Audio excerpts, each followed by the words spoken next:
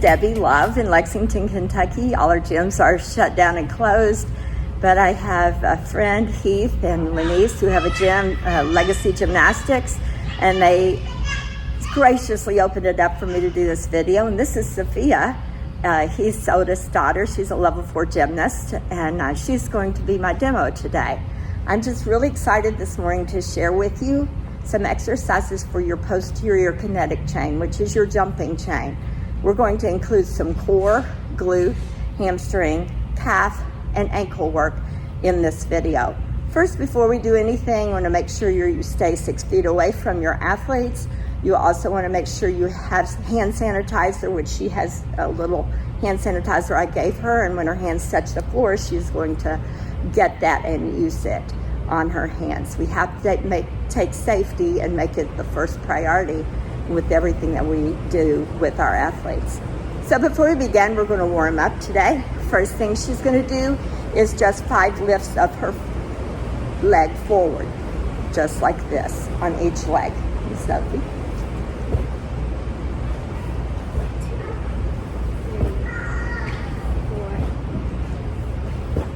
We're doing 5 on each side. You could do 10, but 5 is adequate.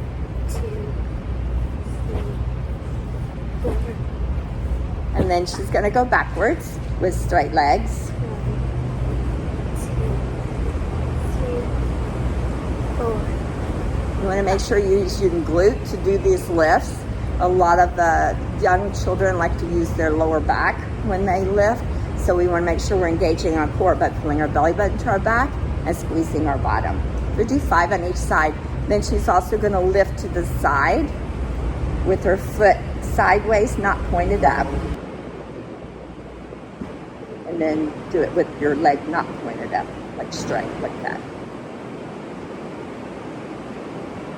Okay. Then we're going to do a few arm swings, both directions. Hands forward, slow and controlled. We don't want to get too crazy with it. Then we're going to put our hands right here, and we're going to only twist the upper part of our body to loosen up our thoracic area.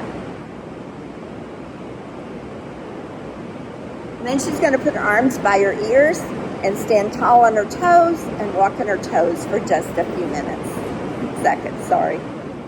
Then the same thing on her heels. Then we're going to do a fun little activity with these little blocks that I had. It has different exercises on it, just kind of makes it fun. So we're going to toss the block, and she's going to do 10 squats. She's going to put her feet shoulder width apart, and she wants to engage her core, pull your belly button to your back and squeeze your bottom. And as she goes down, she's going to bring her arms in. So we're going to do 10. 1, 2, 3, 4, 5, 6, 7, 8, 9, and 10. Then we'll throw the block again. And it's out of the picture. We're going to do 5 lunges on both legs. So we're going to go lunge, push that toe and pull it back. Lunge, push, lunge, push, and lunge, push. 3, 4, 5. Awesome. Then we're just going to run in place for a few seconds. Get those knees up as high as you can while you're running. And then kick your bottom a little bit. And I think we're warmed up. We're getting ready to do the exercises, which will be the next section. We're talking about the posterior kinetic chain exercises today, beginning with the core. The first exercise we're going to do is a simple plank. Sophie's going to get in the plank hold. She is on her elbows. She's looking at her hands. She has a really nice tight back, and her core is nice and tight pressed to her belly button's pressed to her back, and her bottom is squeezed. And you want to hold this for like 15 seconds, then release, and go right back into it. The plank is a really great exercise. The next one is a bird dog exercise. So she's going to get on her hands and knees. This is very difficult, especially for young children. She's going to have a nice tight core, pressing her belly button to her back and squeezing her bottom. She's going to lift an opposite arm and leg just a couple inches off the ground and hold it. And then she's going to switch sides. Again, you want to work in 15-second increments on this. It's very difficult to do. And you want to make sure they're holding that core nice and tight. It works on the strength on both sides of the vertebra. Next one is a T-rocker. So she's going to lie down on her back. She's going to put her hands in a T and bend the knees and the hips at 90 degrees or more. And she's going to do baby windshield wipers while keeping her lower back to the ground. That's it for the core. Next set of exercises we'll do for the hamstrings. So the first one is to lie down and do a hamstring bridge. I like to put my hands behind my head. You can put them down the side if you need that for more stabilization. She is going to have only her heels on the ground. She's going to squeeze her bottom, pull her belly button to her back, and lift her hips so there's a straight line from her shoulders to her knees. Good job. Again, we'll hold it 15 seconds, release, and go right back into it. A harder version is to lift one leg, which is really hard. I like to flex the foot because it gives more of a neural connection to this skill. And then you can switch legs. The next exercise, she's going to roll over to her stomach. She's going to bend one leg, and now she's just going to lift that knee up, continuously lifting. I like to do 20 of these on each side. It just builds up our hamstring. Next skill that she's going to do now is for her glutes. The first one is a candlestick roll up to 2 feet. So she's going to do a nice tight candlestick and roll up to 2 feet. You can do a tuck jump out of that, a straight jump, or whatever. You can also do it, it's a little more difficult, but now you can do it to one leg. I like to do 10 on each leg, but we'll just show one. Good. Very good exercise for the glutes. The next exercise is a fire hydrant. She's going to get on her hands and knees, and she's going to lift that leg up. It's just like a dog going to the bathroom.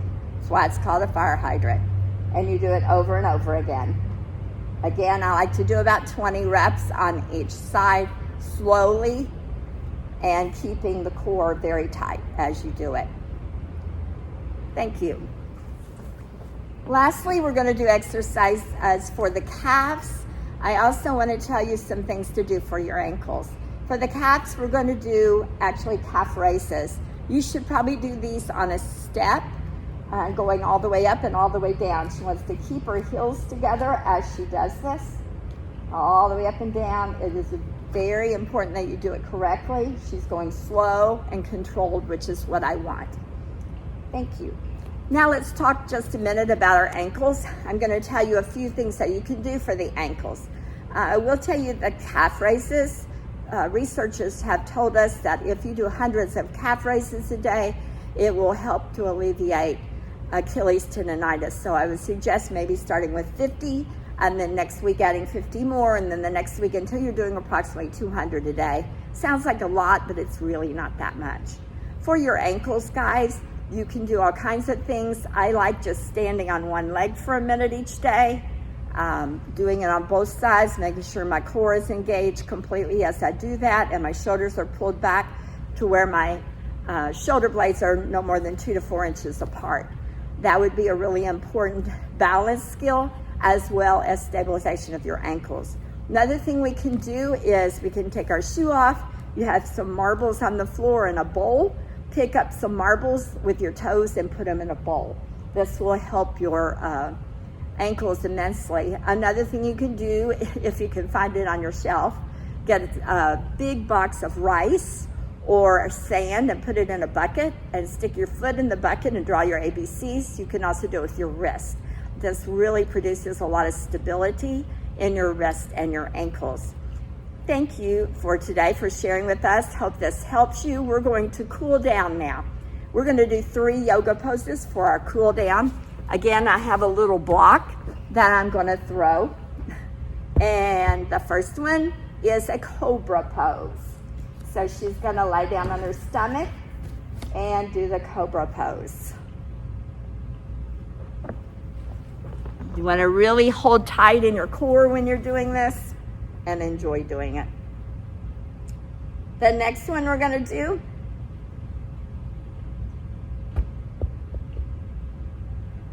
is a downward dog. So she's gonna get her hands down and her feet down and her bottom up in the air. So get on your feet.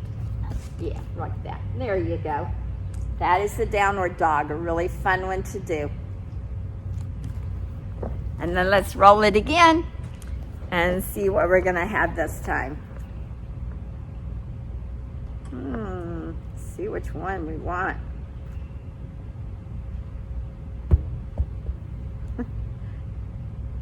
This time, we're just gonna do a child's pose. She's just gonna sit down like this on the ground and just curl up in a little ball on your stomach, lay totally flat.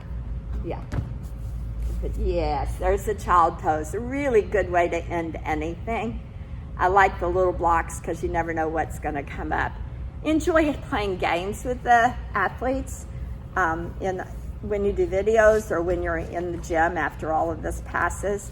But it's good for them to enjoy what they're doing. Fun is the name of the game. If it's not fun, we shouldn't be doing it. Thank you and have a great day.